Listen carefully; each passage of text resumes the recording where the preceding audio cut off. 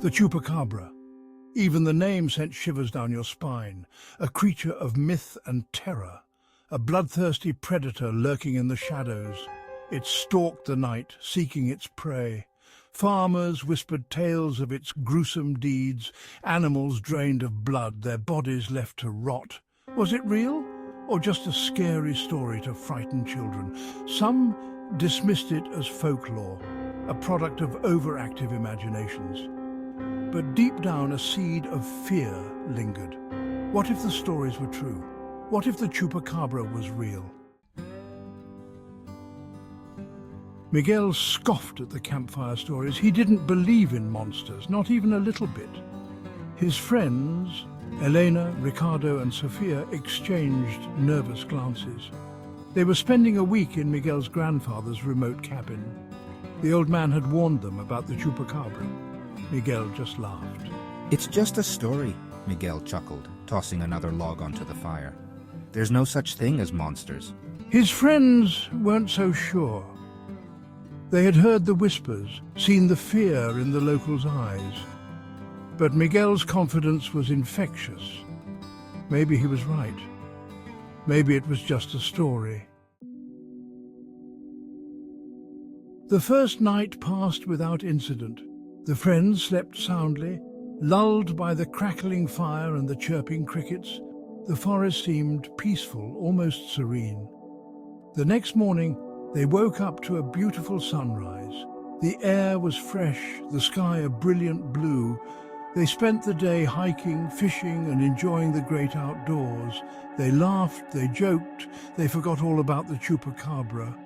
The legend seemed like a distant memory.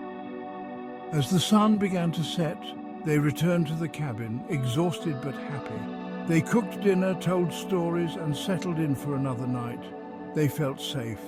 They felt secure. They had no idea what awaited them. Elena woke with a start. Something felt wrong. She couldn't shake the feeling that something was watching her.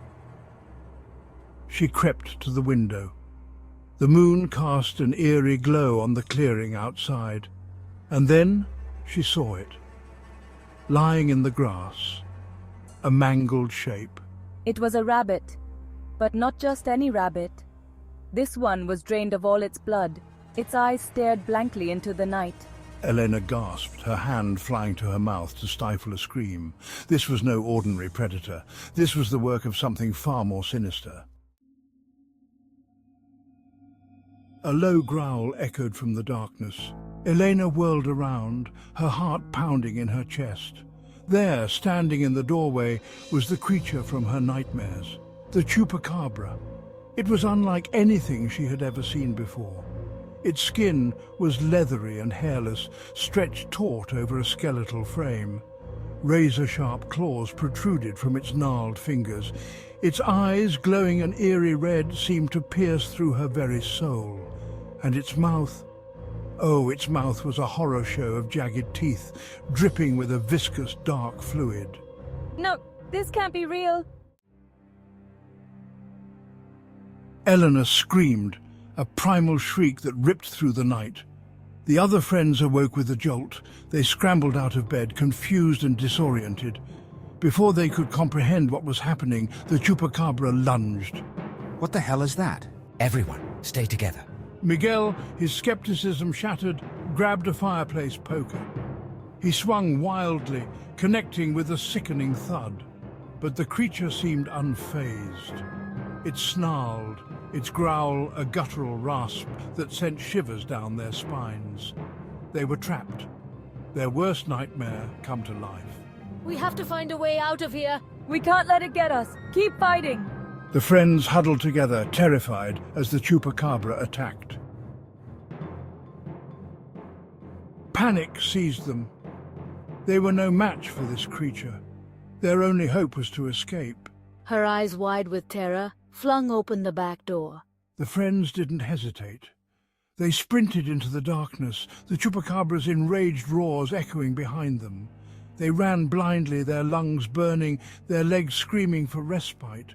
The forest seemed to close in around them, the trees like grasping claws. but the thought of the creature's chilling eyes spurred them onward. They had to get away. They ran until they could run no more, collapsing on the muddy banks of a creek.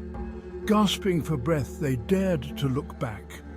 The Chupacabra was gone.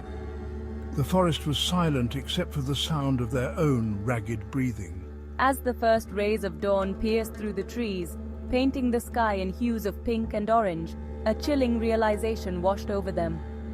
They had escaped with their lives, but they knew, deep down, that they would never be the same. They returned to the cabin, shaken and traumatized. The events of the night replayed in their minds, a horrifying loop of terror. Miguel, once the skeptic, was now the most shaken. He had seen the truth with his own eyes. The Chupacabra was real. And it was out there. They packed their things, their movements mechanical, their faces etched with fear. As they drove away from the cabin, they couldn't shake the feeling that they were being watched. They never returned to the cabin. The memory of that night was forever seared into their minds. The Chupacabra had claimed its place in their lives, a terrifying reminder that some legends are real. And somewhere, out there in the vast darkness, the creature lurked, waiting, watching. The legend of the Chupacabra lived on, a chilling whisper in the night.